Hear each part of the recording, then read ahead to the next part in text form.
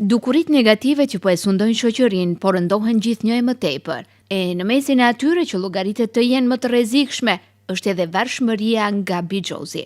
Ndërkohë që kazinot i gjen kudo, gjithnjë e më shumë po rritet edhe numri i personave të cilët janë të apasionuar pas lojrave të fatit dhe përfitimit padjersh sidomos.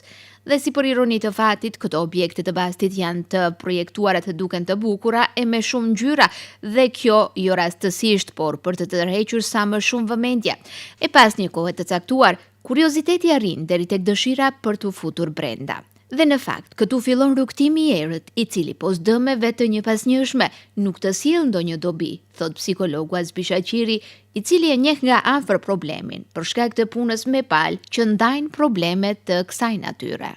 Shifë, për shumë njerëz që janë përdorues, gjithë e thujnë të njëjtën fjalë. Gjëja më e keqe për ta provu, qoftë një adoleshent, qoftë një më i moshuar, është loja e fatit. Do të thotë kazinoja.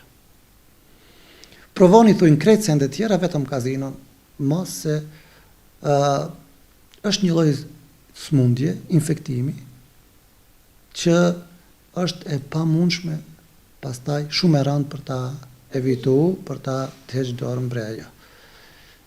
Ke parasysh dhe kesh peshin dinar me vete, e sendi parë që të shkone në mend të shkoj ta provoj në kazino. Ky ves është bërë ndër shkaqet kryesore që shënjestron familjet deri në shkatërim total. E për t'i prekur në sedër dhe për t'i bërë të reflektojnë, psikologu pyet, çfarë prindërish mund të jenë ata që i humbasin parat në kazino dhe në shtëpi lën fëmijët të urritur.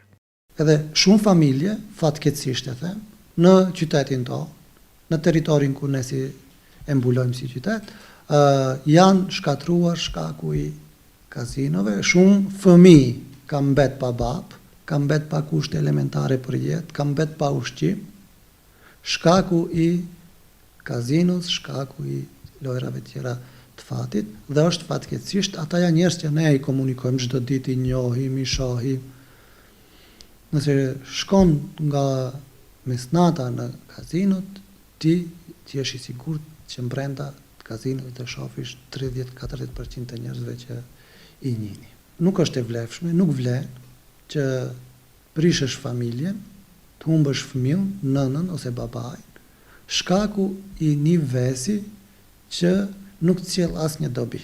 Është sidomos për burrat në moshë, është e turpshme nëse e lën fëmijën i thotë s'kam tolla për të sjell qumsht ose s'kam tolla për të sjell ushqim, se e humba në kazino.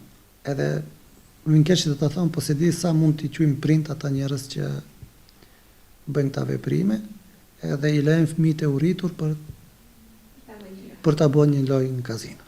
Gjithçka mund t'i quajmë, e di që është pak e ashpër, gjithçka mund t'i quajmë, po prind jo. Por pasojat nuk janë vetëm familjare, por edhe individuale. Psikologu Shaqiri thotë se shpresa përfitore dhe ballafaqimi permanent me zhgënjimin personin që e provon fatin e vendos në një krizë emocionale.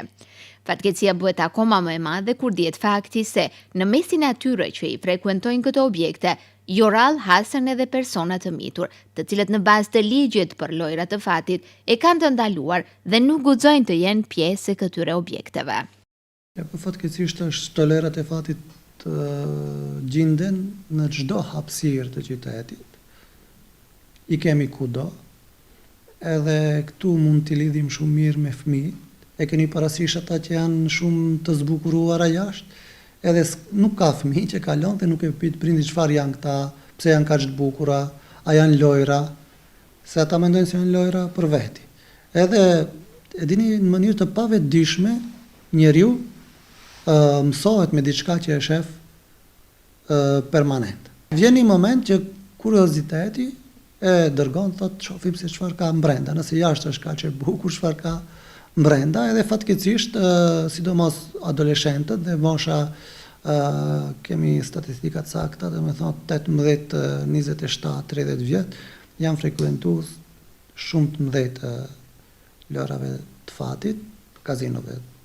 Duke e shikuar situatën aktuale me bastore sportive në këtë region, sektori i punëve të brendshme tetov në mënyrë permanente ka rikujtuar prindërit dhe fëmijët e tyre të mitur që të përmbahen nga vizite e objekteve ku organizohen lojrat e fatit. E në anën tjetër, pronarët e bastoreve apo organizatorët e këtyre lojrave të pamundsojnë pjesëmarrjen e fëmijëve në këto objekte.